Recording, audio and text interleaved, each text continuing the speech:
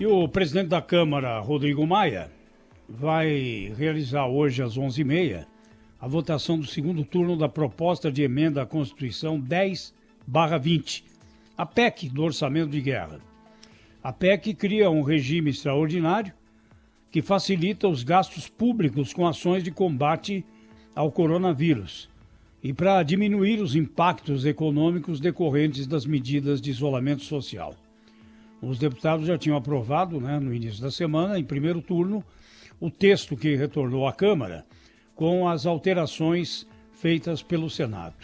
E agora vai voltar para o Senado o projeto que destina a ajuda de 60 bilhões de reais em repasses do governo federal a estados e municípios.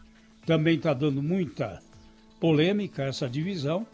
Os deputados acabaram incluindo categorias do funcionalismo público na lista de exceções à regra. Tudo aquilo que foi combinado pelo presidente do Senado, Davi Alcolumbre, com o ministro Paulo Guedes da Economia, a Câmara modificou. Então, o congelamento salarial é para alguns, mas para outros não tem congelamento salarial, até para policiais legislativos. Por presidente da Câmara, Rodrigo Maia, o Estado brasileiro precisa dar o exemplo.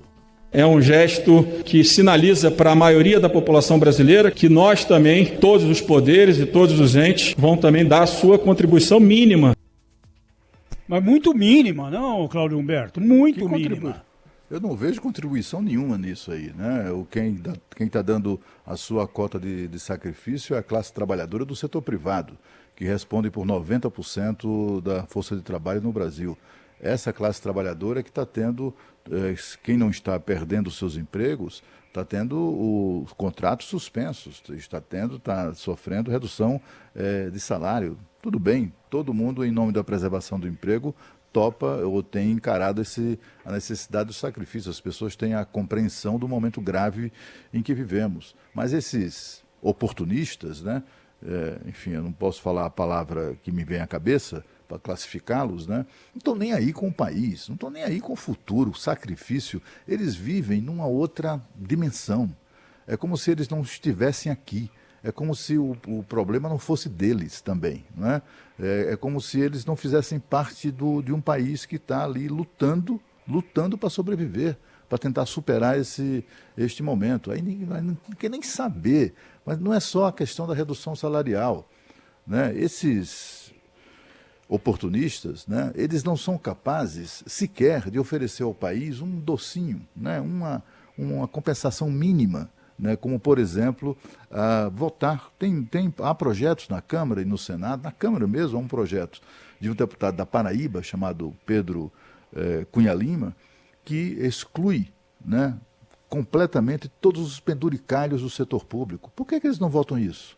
Por que eles não votam o fim do auxílio moradia, do auxílio, desses auxílios todos, o auxílio paletó, do auxílio babá, auxílio creche, auxílio escola, auxílio não sei o quê, tudo isso que dobra, triplica o salário desses caras. Eles não consideram isso salário, é uma forma, afinal de contas, malandra que eles encontraram de desrespeitar o teto salarial, que é o salário do ministro do Supremo Tribunal Federal, e o ministro do Supremo Tribunal Federal não está nem aí, porque faz parte, Zé, é aquele negócio, Zé Paulo, que eu, de vez em quando eu lembro aqui. Quem que toma essa decisão? Quem sugeriu lá atrás foi o Poder Executivo. Aí o Poder Legislativo piora a ideia do Poder Executivo, consegue piorar a ideia do Poder Executivo. Aí, se houver algum tipo de questionamento, vai para o Judiciário. Quem é que decide sobre isso, Zé?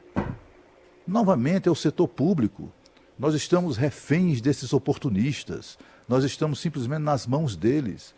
Eles simplesmente decidem no dia a dia, como a Câmara está fazendo, quanto nós vamos pagar para bancar essa crise, para bancá-los, para sustentá-los. Eles não abrem mão de nada, eles não abrem mão de carro oficial, eles não abrem mão de nada, absolutamente nada. O máximo que se admitiu em todo esse processo foi passar 18 meses sem pedir, não receber, sem pedir aumento salarial. É mais do que ridículo, é uma coisa entristecedora. Esses oportunistas deveriam aproveitar este momento para refundar o Brasil. Mas, sobretudo, Zé, fazer uma coisa radical, refundar este país, né, em outras bases, né, inclusive nas relações do setor público com o setor privado. E às 8h46 vamos colocar na conversa o nosso consultor de economia, o professor Antônio Delfim Neto, que sempre bate nessa tecla. Não vamos mudar tão já essa situação, né, professor Delfim? Bom dia. Bom dia, Zé, bom dia, Cláudio, bom dia, Misa, bom dia ao Brasil. É difícil não concordar com a indignação do Cláudio. Eu não poderia acrescentar quase nada, praticamente nada, a não ser juntar o seguinte: é na verdade ridícula essa sacralização dessa casta que se apropriou do Brasil. É absolutamente ridícula. Eu espero que o Senado derrube tudo isso de novo. E a divisão que foi feita, professor Delfim, que São Paulo vai receber por habitante bem menos, por exemplo, do que Roraima. Claro, né? Lá há aquela batidinha de que São Paulo é rico, não precisa. Então, para São Paulo, cada morador vai receber dessa divisão aí dos 60 bilhões que vão ser distribuídos para estados e municípios, R$279, ou 279, isso mesmo. E lá em Roraima, cada habitante vai receber R$798. Como é que o senhor vê isso, hein? São Paulo está sempre sendo prejudicado nessa hora da divisão? Não, deixa eu lhe dizer, na verdade, São Paulo é muito mais rico que todos eles. Praticamente São Paulo é 40% da renda nacional, um pouco mais até. O que acontece é o seguinte: eles também, São Paulo é uma combinação de trabalhadores do Brasil inteiro. E São Paulo só é São Paulo porque existe um Brasil que importa de São Paulo o que ele produz. Nós estamos numa federação. Essa federação tem que ter um mínimo de solidariedade para que ela possa se manter unida. De forma que, às vezes, nós paulistas ficamos tristes, porque é um fato físico, que para nós gozarmos dos benefícios federais que beneficiam São Paulo, nós temos que ceder em algum lugar. Quer dizer, nós precisamos procurar um equilíbrio regional. Sem esse equilíbrio regional, a sociedade se desfaz. De forma que, ainda que a gente fique um pouco triste, nós temos que compreender o seguinte: de fato, na crise, quem dá mais, quem tem mais, tem que dar mais. Nós precisamos continuar com o equilíbrio. Isso é fundamental para a coesão social do Brasil. Agora, professor, a gente está falando de São Paulo, mas São Paulo são muitas cidades, como o senhor bem sabe, dentro de uma só, né? Quem não conhece não tem ideia do que é isso aqui, não é? E o prefeito da capital, Bruno Covas, estava lembrando o óbvio, né? São Paulo, a cidade, a capital, tem mais de 65% das mortes pela Covid-19 no estado. E dos 20 distritos que já apresentam de 50 a 150 mortes, praticamente todos eles estão na periferia da cidade, onde há favelas, onde há conjuntos habitacionais. Então a gente está falando de Brasilândia, Grajaú, Sapopemba, Cidade de Tiradentes. O que é que a gente pode fazer, professor, para quando essa pandemia passar, a gente não tratar... Desigualdade sempre haverá, né? E há em qualquer cidade do mundo, mas para que não haja esse fosso tão dramático que há aqui em São Paulo e que a gente encara como se fosse algo da vida, né? É natural, é assim. Eu acho que isso aqui, essa pandemia precisa servir para isso também, né, professor? Não sei se o senhor tem essa avaliação. Deixa eu lhe dizer, eu acho que a pandemia vai mudar a nossa forma de ver a vida. Essas pandemias não são eventos aleatórios que acompanham o homem desde que ele se fixou urbanamente. Quanto mais urbano, quanto mais você aglomera, quando acontece um acidente disso, que é uma zoonose, é um bichinho de um bicho que o homem domesticou e usou como alimento, que passa para ele e faz esse estrago danado. uma coisa a gente vai ver, eu acho que vai ter uma grande mudança. É evidente que, por exemplo, se nós tivéssemos água e esgoto para todo mundo, o efeito seria muito menor.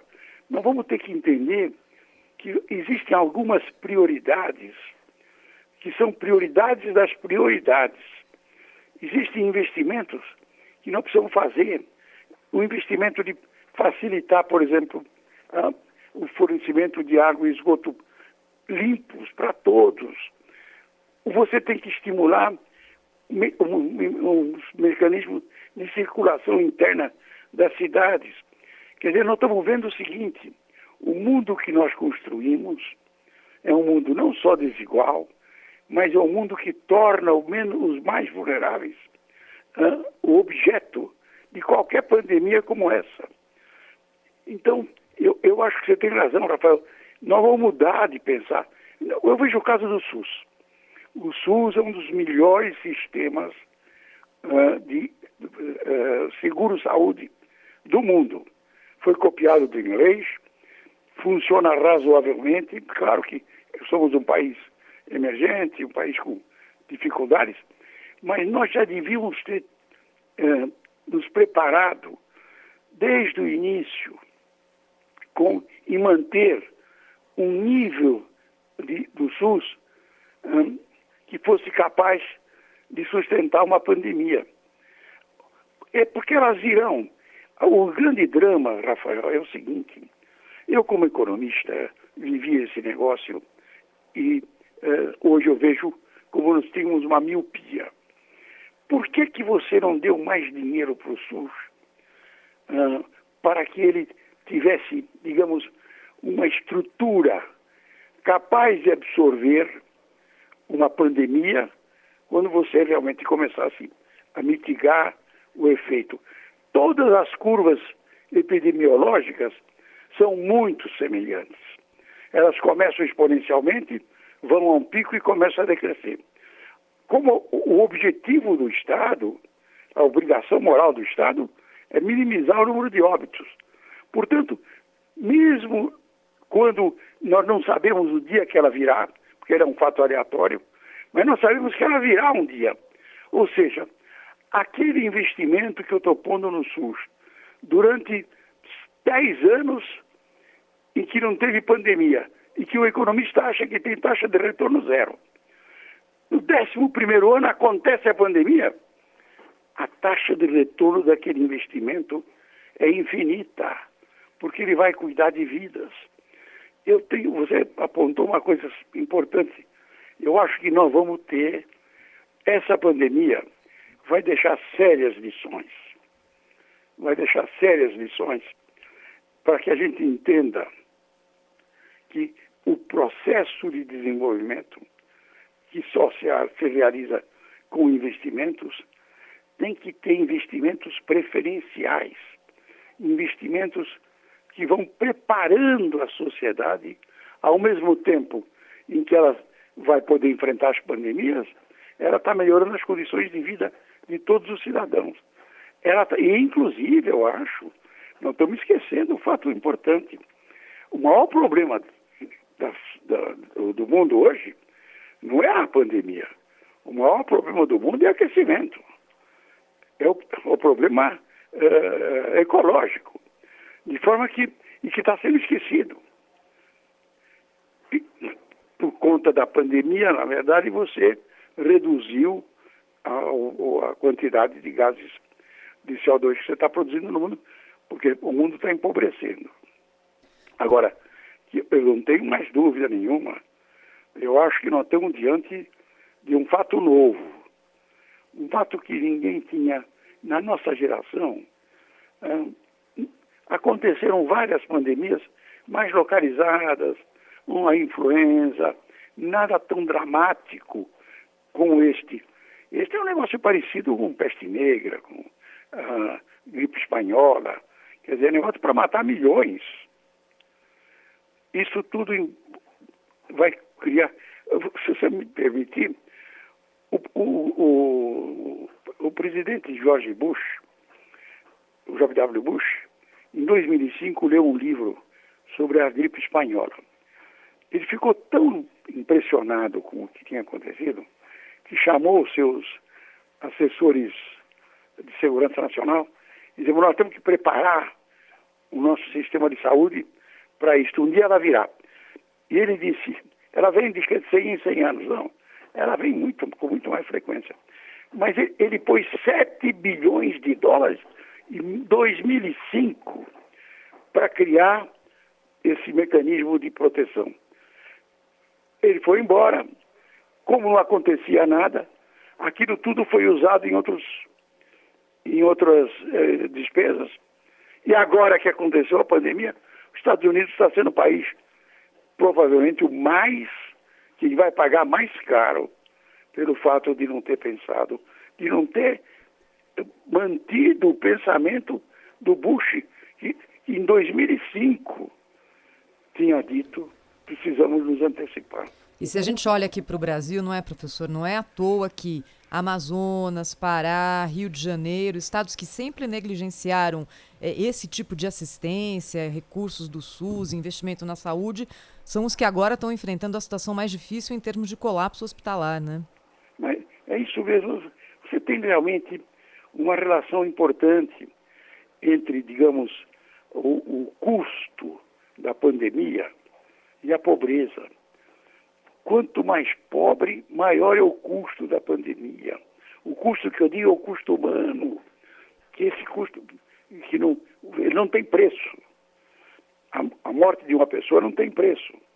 A tragédia desse negócio é que ela acentua as desigualdades. Ela pune muito mais o que já não tem nada. Professor Antônio Delfim Neto, colunista, economista, sempre conosco aqui na Rádio Bandeirantes. Claro, Cláudio, fica à vontade.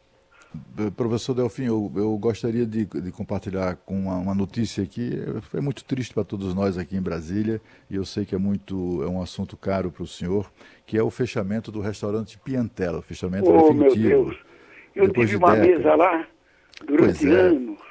Deixa eu lhe contar, professor, aí eu soube agora no sábado que eles estavam vendendo tudo. Eu consegui ainda salvar uma fotografia minha lá, que tem lá na parede. Tem um monte de fotografia, né?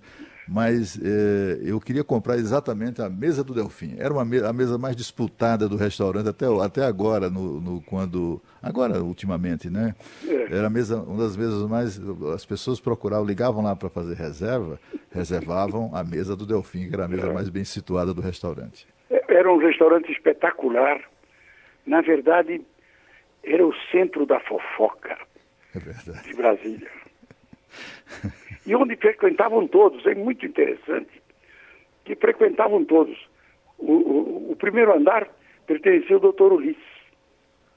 O dono do restaurante era um mineiro muito, muito inteligente e Marco Aurélio. Hã? Marco Aurélio, né? Marco Aurélio.